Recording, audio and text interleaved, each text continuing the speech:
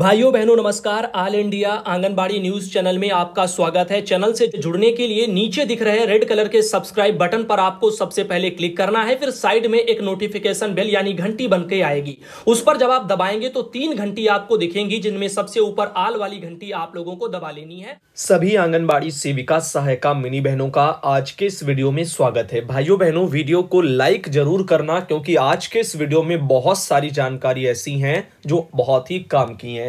सबसे पहले तो एक कड़वी सच्चाई आपको बताना चाहेंगे। अगर यूपी की 1 लाख आंगनबाड़ी बहनें मात्र 100 रुपया भी देने को तैयार हो जाएं तो 1 करोड़ रुपया टोटल हो जाएंगे। आप जानते हैं ये कितनी बड़ी बात है। और इन 1 करोड़ रुपयों से आखिर क्या क्या हो सकता है।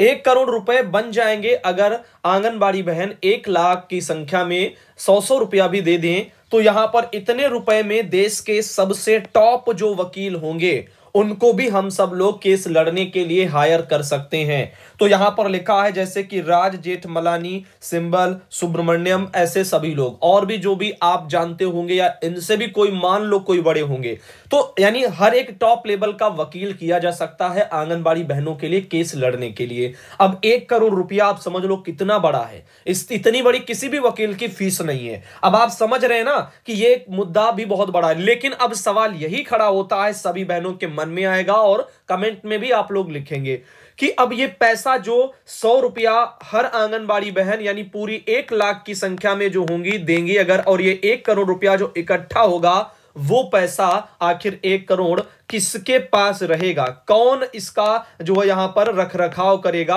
यानी किसके ऊपर यह जिम्मेदारी सौंपी जाए 1 करोड़ रुपए की। अब समझ रहे हो ना कि बहुत से लोग हर एक तरफ से अगर किसी यूनियन के पास रहते हैं तो कोई दूसरा यूनियन टांग खींचेगा। यानी कहने का मतलब यही है कि कोई नहीं चाहेगा कि फलाने के पास रहे या उनके पास रहे, उनके पास रहेगा तो वो नाराज, उनके पास रहेगा तो वो नाराज। तो आंगनबाड़ी बहनों के लिए सबसे बड़ी चुनौती एक यही है कि पैसा आखिर कौन भरोसेमंद है जिसके पास 1 करोड़ ये जिम्मेदारी स्वरूप उसको दिए जाएं, जो कि पूरा लेखा जोखा, पूरा हिसाब किताब सब कुछ बहनों के समक्ष रखे।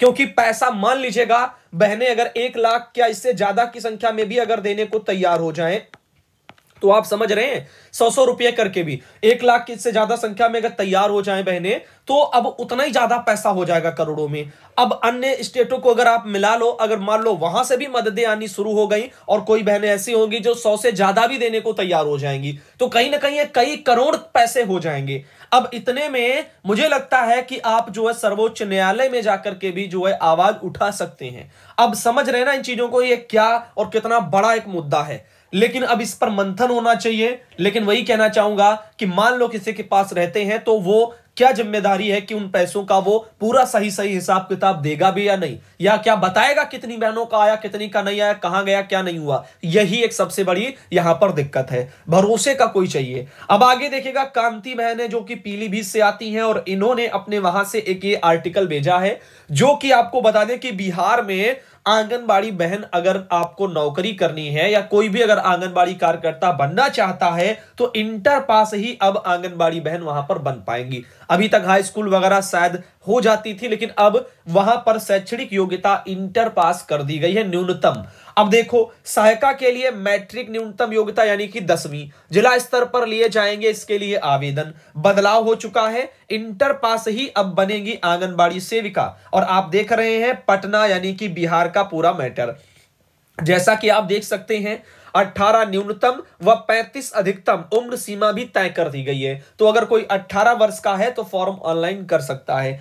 ऑनलाइन ही कर सकेंगे आवेदन। जिस वार्ड में भर्ती होंगी उसका निवासी भी उसको होना जरूरी है। यानी आप जिस भी वार्ड या गांव से बिलोंग करते हैं यानी रहते हैं, जहां के निवासी हैं, वहीं पर अगर आपका कोई कार्यकर्ता का पद खाली होगा तभी आप अप्लाई करें, क्योंकि तभी आप जो है बनेंगे। किसी और वार्ड या ग्राम सभा में आप आवेदन नहीं कर सकते, वो आप मान्य नहीं होगा। अब उप विकास आयुक्त की अध्यक्षता में ही बनेगी चयन समिति। शीर्ष डिग्रीधारी को मिलेगी वरीयता। इसके बारे में भी आप जो है ध्यान देना। अब चलते हैं आगे। शहरों में भी अब सतत जीविकोपार्जन योजना का भी लाभ, इसके बारे में भी एक आर्टिकल निकला। बाकी लिखा यह गया कि आंगनबाड़ी सेविका और सहायिका के चयन प्रक्रिया में बड़ा बदलाव किया गया है। साथ ही इसके लिए न्यूनतम शैक्षणिक योग्यता में भी परिवर्तन किया गया है। आंगनबाड़ी सेविका के लिए न्यूनतम योग्यता इंटरमीडिएट व समकक्ष और आंगनबाड़ी सहायिका के लिए मैट्रिक होगा। पहले यह क्रमशः मैट्रिक और 8वीं पास था। मुख्यमंत्री नीतीश कुमार की अध्यक्षता में मंगलवार को हुई राज्य कैबिनेट की बैठक में इसकी स्वीकृति दी गई। बैठक में कुल 31 प्रस्तावों पर मंजूरी मिली और कैबिनेट के अपर मुख्य सचिव डॉक्टर एस सिद्धार्थ ने बताया कि नियुक्ति के लिए जिला स्तर पर ऑनलाइन आवेदन अभ्यर्थियों से लिए जाएंगे और इसके पहले विज्ञापन जारी होगा। आवेदन की जांच संबंधित जिले के उप विकास आयुक्त की अध्यक्षता में गठित कमेटी करेगी, मेधा सूची बनाएगी और सर्वोच्च डिग्रीधारी अभ्यर्थियों को पहले मौका दिया जाएगा। अगर दो अभ्यर्थियों की शैक्षणिक योग्यता समान होगी तो मेधा अंकों के आधार पर चयन में मेधा सूची में किसी को आपत्ति होगी तो उसके लिए शिकायत भी दर्ज बाद में करा सकते हैं। तो यहां पर इस तरीके से सारे आर्टिकल निकले हैं। तो बिहार में अब आप ध्यान देना 18 से 35 न्यूनतम उम्र हो गई आपकी और अधिकतम दोनों बता दी, और साथ ही साथ जो है इंटर पास जो है आंगनबाड़ी के लिए योग्यता हो गई, सहायिका के लिए 10वीं। अब चलते हैं आगे। ये हैं रीमा देवी बहन, बहराइच से आती हैं। आंगनबाड़ी कर्मचारी संघ संयुक्त मोर्चा की तरफ से के लेटर है। फिलहाल इसमें ना तो दिनांक डाल के भेजी गई है ना ही पत्रांक संख्या, लेकिन हमारे पास ये आया है जो कि जिलाधिकारी महोदय बहराइच को आंगनबाड़ी बहनों की समस्याओं के लिए एक ये ज्ञापन दिया गया है जिसमें 18,000 रुपया दिलाया जाए, ऐसे करके सब मांग वगैरह भी की गई है न्यूनतम वेतन की, और यही सारी चीजें हैं। लेकिन कहना यही चाहूंगा, जब भी लेटर बहनों भेजो हमें तो उसमें दिनांक और पत्रांक संख्या का खास ख्याल रखो। बिना इन चीजों के ये नहीं कहा जा सकता कि ये लेटर वहां तक पहुंचा भी है कि नहीं, क्योंकि जब दिया जाएगा तो डेट वेट सब डाली जाएगी। अब बिना डेट डाले अगर ऐसे ही लेटर भेजे जा रहे हैं तो फिर वो उतना कारगर साबित नहीं होंगे, यानी सच्चाई के मामलों में। अब देख सकते हैं यहां पर सुनीता आर्या बहन है, जिलाध्यक्ष हैं, जिनके स्तर से ये लेटर उनके जिले का है। 16 कुल मांगे यहां पर दिखाई गई हैं और सभी मांगे आंगनबाड़ी बहनों के लिए ही हैं। आगे चलते हैं। आगे देखिएगा, जिला कार्यक्रम अधिकारी जो बहराइच के हैं उन्होंने 1 दिसंबर को कल ही एक ये लेटर निकाला है जिसमें उन्होंने शिवपुर, मिहीपुरवा, महसी और फकरपुर, जरवल, रिसिया, विशेश्वरगंज, नवाबगंज, बहराइच जिले के जो भी ये आपके परियोजना है उन सब के लिए भेजा है। कहा है कि यूनिसेफ टीम बहराइच के द्वारा दिनांक 30/11/2022 तक VHSND टीकाकरण फीडबैक अधो हस्ताक्षरी कार्यालय में उपलब्ध कराया गया, जिसमें उपस्थित आंगनबाड़ी कार्यकर्ती की सूची पत्र के साथ संलग्न है। VHSND टीकाकरण फीडबैक की समीक्षा उच्चाधिकारियों के द्वारा प्रतिदिन की जा रही है, जिससे यह स्पष्ट होता है कि अधो हस्ताक्षरी के द्वारा दिए गए निर्देशों का अनुपालन आप द्वारा गंभीरता से नहीं किया जाता। यह स्थिति अत्यंत खेदजनक है। VHSND टीकाकरण सत्रों पर अनुपस्थित आंगनबाड़ी कार्यकर्ती का सूची के नाम में जो है अंकित नाम के अवलोकन से स्पष्ट है कि आपके ब्लॉक में संबंधित आंगनबाड़ी कार्यकर्ती सुपरवाइजर के द्वारा मनमाने ढंग से कार्य किया जा रहा है। आपको निर्देशित किया जाता है कि यूनिसेफ के सोशल मोबिलाइजेशन नेटवर्क की मॉनिटरिंग फीडबैक का संज्ञान लेते हुए अपने स्तर से समन्वय करके सुधारात्मक कार्रवाई करना सुनिश्चित करें। आंगनबाड़ी सुपरवाइजर से VHSND सत्र का फीडबैक प्राप्त करना सुनिश्चित करें और संबंधित अनुपस्थित आंगनबाड़ी कार्यकर्ती और सुपरवाइजर को अपने स्तर से पत्र जारी करके संतोषजनक स्पष्टीकरण पत्र प्राप्ति के 3 दिन के अंदर स्पष्टीकरण पत्र पर जवाब की 1 प्रति अधो हस्ताक्षरी कार्यालय में प्रस्तुत करें। इसकी स्थिति के में आपके विरुद्ध अनुशासनात्मक कार्रवाई प्रस्तावित कर दी जाएगी, उत्तरदायित्व तो आपका होगा। ऐसे करके कि लेटर यहां पर जारी किया गया है। अगला एक मैटर है, सुशीला है, गाजीपुर से बहन आती हैं और इन्होंने लिखा, सुधांशु भैया नमस्ते, आपका वीडियो हर रोज देखती हूँ, बहुत अच्छा लगता है, जानकारी समय पर मिलता है जिससे बहुत मदद मिल जाती है, और रोज फोटो के अंदर के नहीं भेजती हूँ क्योंकि हम सभी का काम तो सरकार समझती ही नहीं है। ऊपर से स्कूल में बहुत परेशानी झेलना पड़ रहा है, यहाँ बच्चों को कोई व्यवस्था नहीं है। आप बच्चे हमारे जो है जमीन पर बैठे हैं, टांट मांगने पर स्कूल के टीचर कह रहे हैं कि घर से लेकर के आइए। कई बार जो है क्लासरूम से हम लोगों के बच्चों को बाहर निकाल दिए थे, तो पेड़ के पास बैठ करके पढ़ाई की। इस तरह से समस्याएं देखने को मिल रही हैं और गवर्नमेंट हमारी कहती है कि प्राथमिक विद्यालय से जोड़ करके चलाएंगे, बच्चों को सुविधाएं होंगी। सुविधाओं के नाम पर आप देख रहे हैं कैसे कैसे यहाँ पर बर्ताव देखने को मिलते हैं, तो इनमें सुधार की आवश्यकता है। ऐसे मामलों में जांच कराई जाए। मालती बहन है, मैनपुरी से आती हैं और जिनके वहां से विद्यालय निरीक्षक का मैनपुरी से 1 दिसंबर का कल का ये लेटर है, प्रधानाचार्यों को वहां पर भेजा गया है।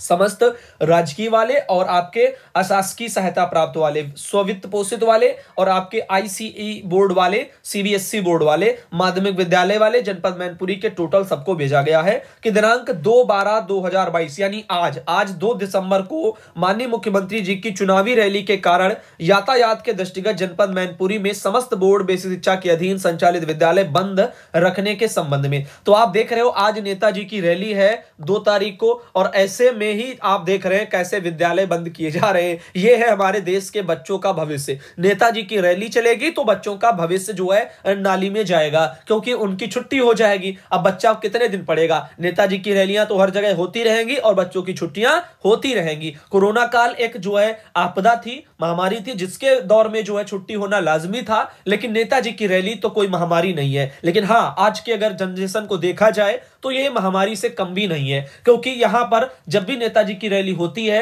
तो बहुत सारे युवा वर्ग के छोटे छोटे बच्चे गुमराह जो होकर के टहल रहे हैं नेताओं के चक्कर में, वो भी इन्हीं के साथ घूमते फिरते नजर आते हैं, फोटो लेते हैं। उनको लगता है जैसे कद्दू में उन्होंने तीर मार लिया हो या बहुत बड़ा एक काम कर लिया हो। लेकिन इससे पेट नहीं भरेगा, ना ही आपके परिवार का जीवन यापन होगा। सोचो अपने फ्यूचर के बारे में, उधर ध्यान देने की आवश्यकता है। लेकिन वही चीज है ना, जब तक खुद से समझ नहीं आती तब तक कोई समझाएगा तो कुछ भी समझ में नहीं आता। इसमें लिखा है कि उपयुक्त विषयक सहायक संघीय परिवहन अधिकारी मैनपुरी के द्वारा अवगत कराया गया कि 2 दिसंबर को माननीय मुख्यमंत्री जी की लोकसभा उप निर्वाचन 2022 के लिए चुनावी रैली प्रस्तावित है। माननीय मुख्यमंत्री जी के रैली में भारी यातायात होने की संभावना के दृष्टिगत छात्रों एवं उनके अभिभावकों को अत्यंत असुविधा हो सकती है। तो देखो, नेताजी को कोई असुविधा ना हो इसीलिए बच्चों की छुट्टी करा दी गई। उपरोक्त स्थिति के दृष्टिगत बच्चों और उनके अभिभावकों की सुविधा को ध्यान में रखते हुए 1 से 12 तक के राजकीय शासकीय वित्त पोषित और यहाँ पर ICSE CBSE ये सभी बोर्ड वहां पर जो है छुट्टियां 2 तारीख को आज घोषित है। तो आप देख रहे हैं कि 2 दिसंबर आज वहां पर छुट्टी रहेगी मैनपुरी में।